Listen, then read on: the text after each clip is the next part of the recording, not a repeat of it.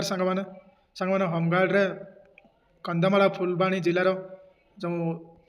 Form apply करते आपने तार रिटर्न डेट आसी जाइए। तो देखते एठार आपण मानकर जिला गृहरक्षी कार्यालय कंधमाल फुलबाणी गोटे विज्ञापन आसी जाइए।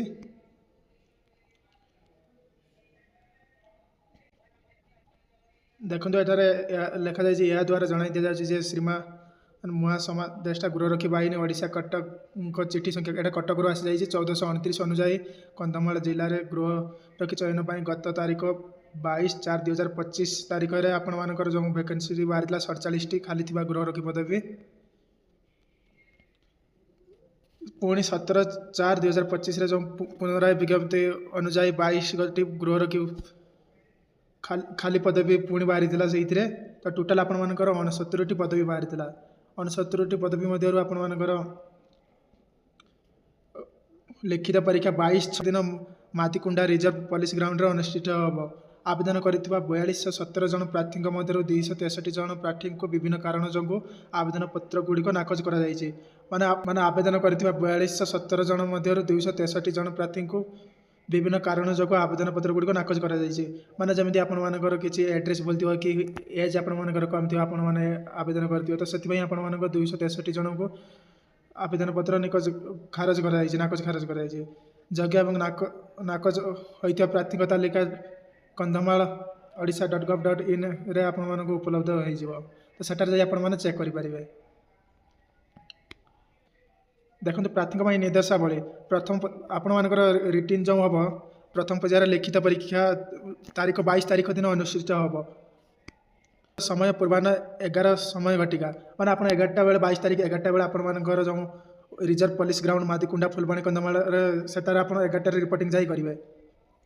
परीक्षार निर्धारित समय परीक्षार टाइम हो 3टार परीक्षा स्टार्ट हो मैंने आपर एग्जाम 3टार स्टार्ट हो 5टा पर्यंत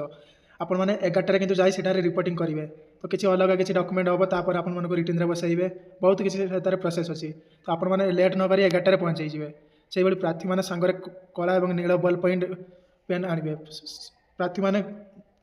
आपण मैंने पेन नहीं दुईट पेन नहीं कला और नील बल पॉइंट पेन प्रार्थी मैंने प्रदान कर 4टी विकल्प मध्य प्रत्येक प्रश्न पर केवल विकल्प टिक करने पड़ो मैंने आपर MCQ हम मल्टीपल चॉइस क्वेश्चन से 4टी ऑप्शन आपको देवे से गोटे आपने चॉइस करेंगे। से भाई आपर जब 4टी क्वेश्चन रु जब आप 4टी जाक आप टिक करेंगे तो तार मूल्यांकन कर भूल बोली विवेचना कर प्रार्थी मैंने से प्रवेश पत्र सहित आधार कार्ड मूल कॉपी और आधार कार्ड एक फोटो कॉपी साथ आने पड़ो। प्रार्थी मैंने एडमिट कार्ड आपने एडमिट कार्ड सहित आप आधार कार्ड ओरिजिनल कॉपी आउ गोटे जेरेक्स कॉपी भी नहीं कि जावाई पड़ो से से भाई आपर 13 जून रु आप 20 जून पर्यटन से निज निज थाना मैंने आप निज निज थाना आपर एडमिट कार्ड मिल जाए से जाकि एडमिट कार्ड नहीं ने 13 रु 20 तारीख पर्यटन मैंने आपंकर मिलवा स्टार्ट हो गलानी आपने जाकि पुलिस थाना नहीं पारे आप निकटस्थ से भाई आप परीक्षा प्रक्रिया 4टी पर्यायर अनुष्ठित हम। आपंकर 4टी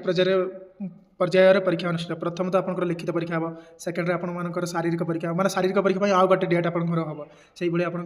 वैषयिक दक्षता परीक्षा मौखिक साक्षात्कार परीक्षा 2टी भाग अनुष्ठित हम। आपर जो एग्जाम टी हम तार 2टी भाग हम। प्रथम भाग हूँ साधारण ज्ञान साधारण गणित आड़िया भाषा मानसिक दक्षता उपर आधारित 50टी बहु विकल्प प्रश्न मैंने आप प्रथम पर्यायर साधारण ज्ञान साधारण गणित और ओडिशा भाषार मानसिक दक्षता उपर 50टी क्वेश्चन रही 50टी क्वेश्चन आपर गोटे गोटे मार्क मान 50 मार्क आप एग्जाम हो। भाग 2 हूँ ओडिया भाषा परीक्षा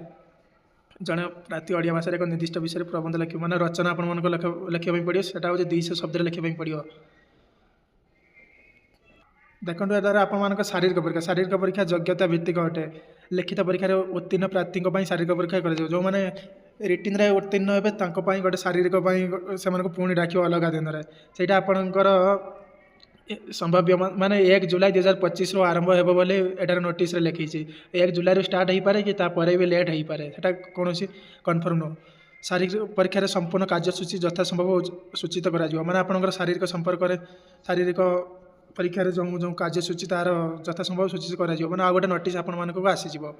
से भाई आपंकर पर्याय 3 आपणकर वैषयिक दक्षता परीक्षा जो प्रार्थी मैंने कौन विषय में दक्षता बाछि ना कि साधारण ड्यूटी अधीन में आवेदन कर वैषयिक दक्षता परीक्षा बाद दिज्व।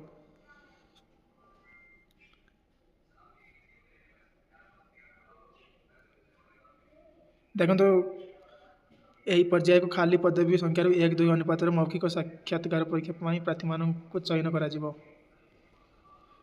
ସେହିଭଳି ଆପଣମାନଙ୍କର ଲାଷ୍ଟ ପର୍ଯ୍ୟାୟ ମୌଖିକ ସାକ୍ଷାତକାର ସାଧାରଣ ପ୍ରାର୍ଥୀମାନଙ୍କ ପାଇଁ 2ଟି ପର୍ଯ୍ୟାୟ ଓ ବୈଷୟିକ ଦକ୍ଷତା ଥିବା ପ୍ରାର୍ଥୀମାନଙ୍କ ପାଇଁ 3ଟି ପର୍ଯ୍ୟାୟରେ ଉତ୍ତୀର୍ଣ୍ଣ ହୋଇଥିବା ପ୍ରାର୍ଥୀମାନେ ମୌଖିକ ସାକ୍ଷାତକାର ପରୀକ୍ଷାରେ ଉପସ୍ଥିତ ହେବାକୁ ଯୋଗ୍ୟ ହେବ। ମାନେ ଆପଣମାନଙ୍କର 3ଟି ପର୍ଯ୍ୟାୟ ସରିଲା ପରେ 4ଟି ଲାଷ୍ଟ ପର୍ଯ୍ୟାୟରେ ଆପଣମାନଙ୍କର ମୌଖିକ ସାକ୍ଷାତକାର ସେଟା ରହିବ। ଦେଖିପାରୁଥିବେ ଏଠାରେ ଆପଣମାନଙ୍କର ଫିଜିକାଲ मेजरमेंट क्वालिफाई देखी तेज आप मेल कैंडिडेट जब आप होते तो हाइट 163 सेंटीमीटर दरकार वेट आपंकर 50 केजी दरकार से फिमेल 153 सेंटीमीटर 45 केजी वेट दरकार चेस्ट आपर पुआ मानकर केवल चेस्ट माप जी 76 सेंटीमीटर आ फुलेबे 5 सेंटीमीटर अधिक 81 सेंटीमीटर से भाई आपण मैंने फिजिकल एफिशिएंसी टेस्ट सेटा आप क्वालिफाई होगापी रनिंग आप 2 किलोमीटर रही 12 मिनिट रे फिमेल मानकर 2 किलोमीटर रही 15 मिनिट रे से पुशअप मेल कैंडिडेट 15टी सीटअप रही 25टी से फिमेल पुशअप रही 10टी सीटअप रही 15टी से भाई आपण मानकर रिटन टेस्ट टोटाल मार्क रोचे आप 50टी ऑब्जेक्टिव 50टी रोचे ऐसे 200 वर्ड्स रे रोचे ये दुईटा मध्य कौन सी आप गोटे देवे से ओरला टेस्ट आप 50 मार्क रोचे देखो आप रिजेक्ट लिस्ट जो बाहरी यार गोटे सर्ट लिस्ट आसी देखो एटार फॉर्म नंबर एटार दि जाए नेम ऑफ पुलिस स्टेशन दि जाए नेम दि जाए एड्रेस यहाँ दि जाए यहाँ एज हो 18 कौन रिजेक्ट हो देखो अंडर एज रे से देखिपे देखो एटार गोटे देखो यहाँ रिजन हो postal form received after due date माने यार फॉर्म रिसीव होती डेट सरला पुणी से डॉक्यूमेंट भी अटैच करना डॉक्यूमेंट भी देना से यहाँ फॉर्म रिजेक्ट हो आशा करुँच भिडियोटी आपको पसंद आसो जय जगन्नाथ।